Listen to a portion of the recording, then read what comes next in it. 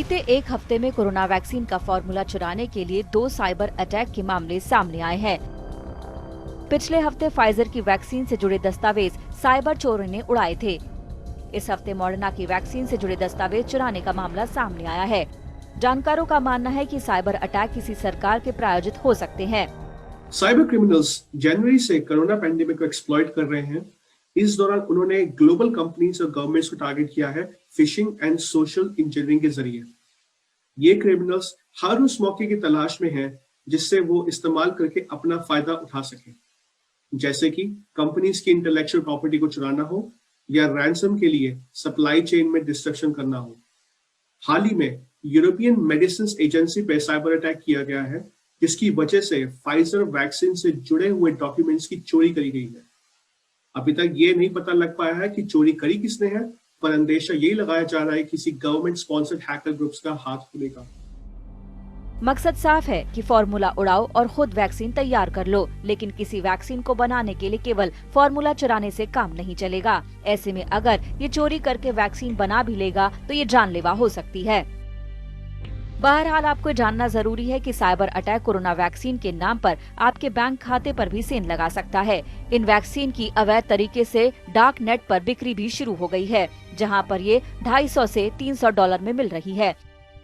कुछ दिनों पहले इंटरपोल के सेक्रेटरी जनरल जुर्गन स्टॉक ने दुनिया के सभी देशों को चेतावनी दी है। उन्होंने कहा है कि वैक्सीन को लगाने की तैयारी के बीच आपराधिक संगठन सप्लाई चेन में घुसपैठ करने या उसे रोकने की योजना बना रहे हैं।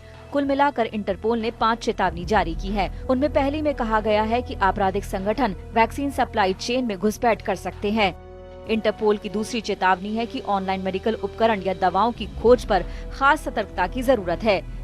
तीसरी चेतावनी में कहा गया कि ऑनलाइन फार्मेसी से जुड़ी 3000 वेबसाइट से जुड़ी गड़बड़ी का खतरा है।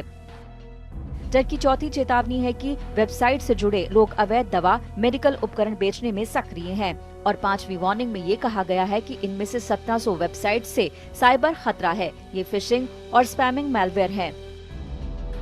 यानी कोरोना काल में कोरोना वैक्सीन से जुड़ी जानकारी ऑनलाइन सर्च करने वालों को खास ध्यान रखने की जरूरत है। ऑनलाइन सर्च के दौरान गलत क्लिक करने पर लोगों की जेब से रकम का सफाया भी हो सकता है।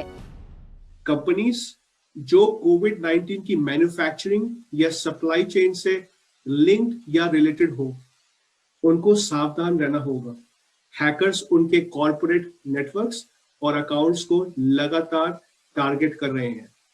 ये बात जानना जरूरी है कि हैकर्स इन कंपनीज की इंफॉर्मेशन जो डार्क वेब पे अवेलेबल है, उनका भी इस्तेमाल कर सकते हैं।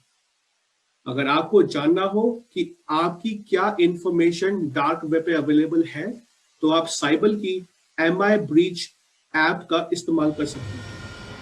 ऐसे में सरकारों और दवा कंपनियों को हर हाल में इन साइबर हमलों से बचना होगा। साथ ही आम लोगों को भी इंटरनेट पर वैक्सीन की जानकारी जुटाते वक्त बेहद सावधानी से हर कदम को रखना होगा। कभी वैक्सीन के बारे में कुछ तो मिले या ना मिले और बैंक खाते भी खाली हो जाएं।